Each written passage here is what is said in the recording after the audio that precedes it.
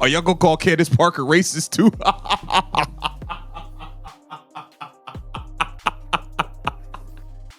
You've upset the Reese's Pieces and they're not happy about it.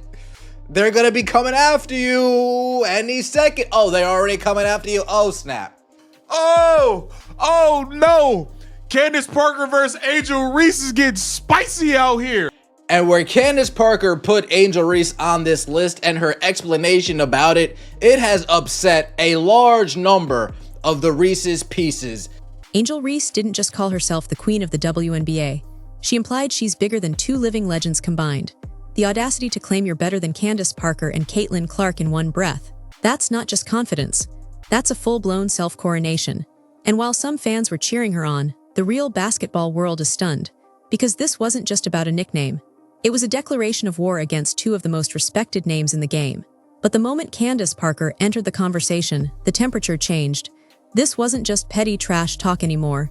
This was legacy versus hype. And Reese, she didn't like what came next. The storm was just beginning, and it would take the entire league by surprise. And yeah, people aren't happy because Candace Parker is not proclaiming Angel Reese to be the best player in the world. And by the way, Angel Reese, I put her right at that C level. I think in terms of being above, you have to be able to have the ability to carry a team, be a 1 or 2 option. I think Angel Reese is fantastic at her role, which is offensive rebounding. She showed and demonstrated so much growth in that first year. I think that this is my tier. Candace Parker, one of the greatest to ever touch a WNBA court, dropped a tier ranking that shook the internet. She placed Aja Wilson, Breena Stewart, and Nafisa Collier in the S tier. Right below them were Caitlin Clark, Kelsey Plum, and Sabrina Ionescu in the A tier. But when it came time to rank Angel Reese, Parker didn't flinch. Straight into the C tier. And that wasn't a typo. Parker backed it up with logic and a calm, surgical breakdown of what Reese lacks.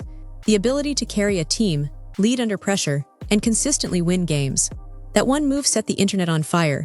Reese's fanbase, the so-called Reese's Pieces, launched into full damage control. But no matter how loud they got, the message from Parker rang louder. Hype doesn't equal greatness. This was a 3-time WNBA champion, finals MVP, and Olympic gold medalist drawing a hard line between influence and impact. And if you're not in that S or a tier, you better come with more than a brand deal. No way, shape, or form am a hater. What player are you taking Angel Reese over of those that I just listed? Reese didn't waste any time before clapping back. She took to social media and fired off a now viral tweet. Clout is one hell of a drug. It was clearly aimed at Parker. But the irony was almost too much to ignore.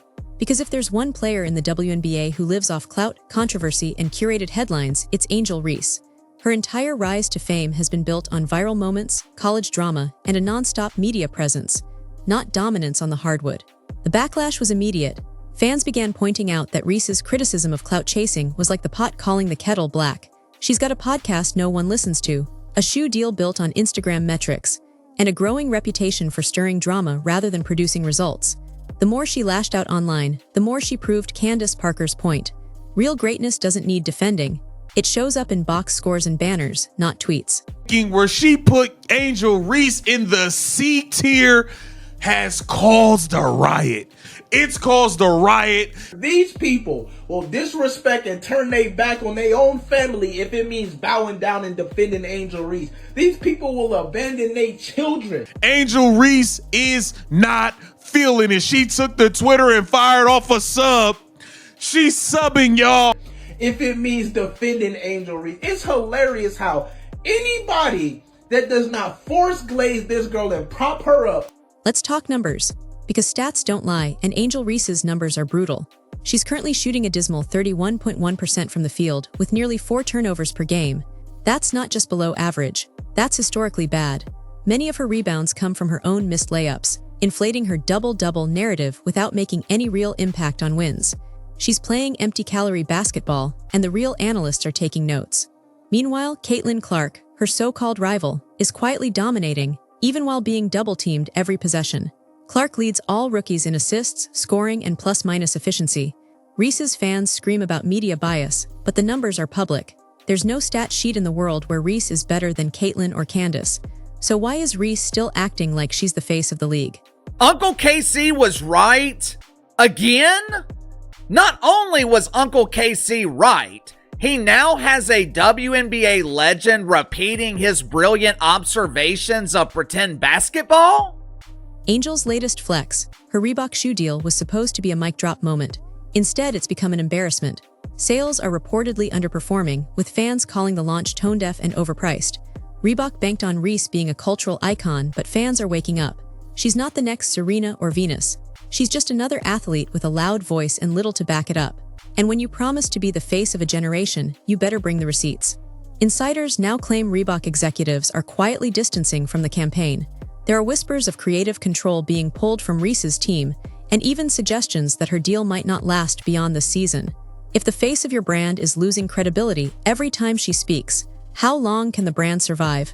Reebok bet big, and it's looking like a losing hand.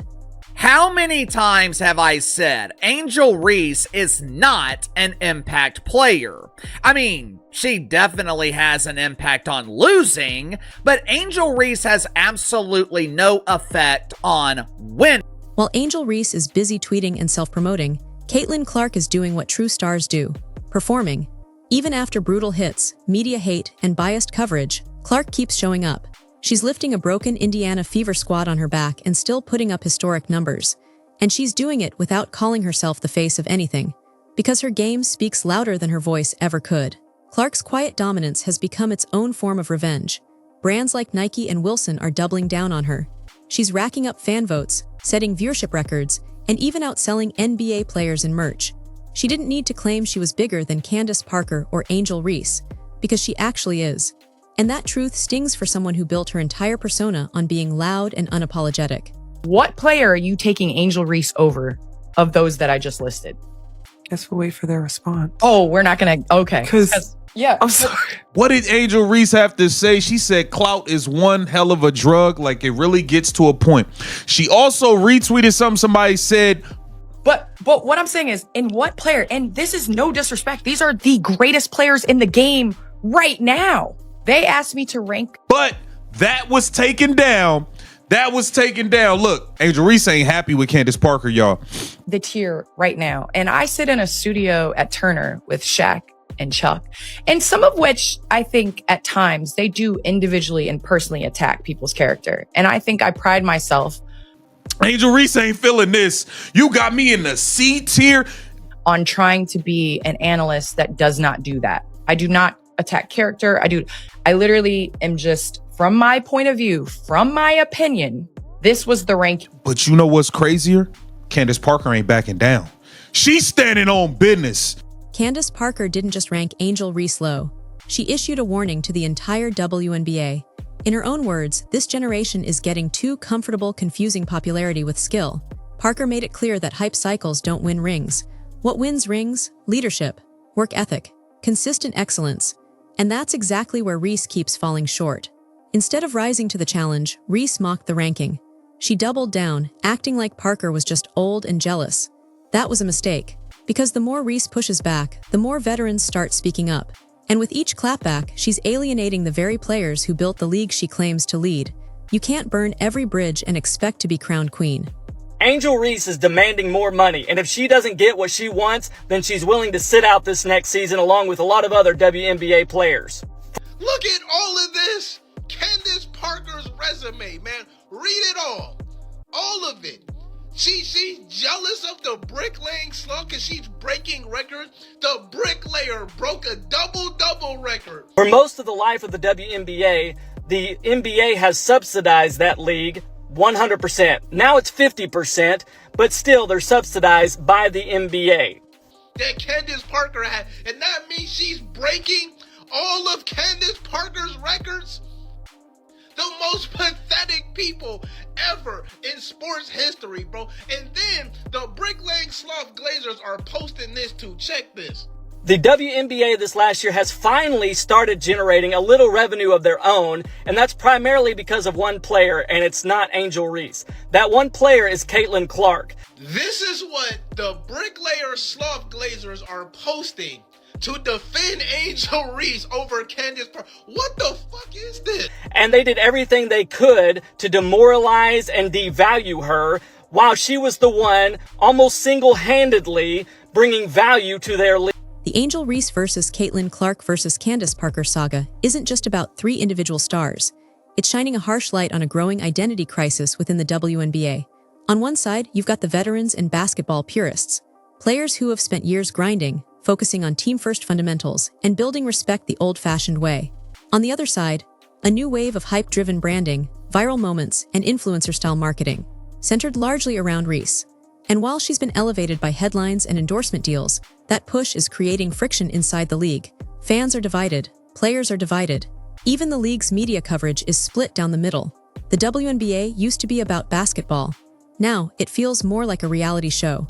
And Angel Reese is being cast as the main character in a drama nobody asked for. And behind the scenes, it's reportedly getting worse. Sources close to the Chicago Sky say locker room tension is rising fast. Some teammates are exhausted by the constant circus, whispering that Reese's off-court antics are overshadowing the game itself.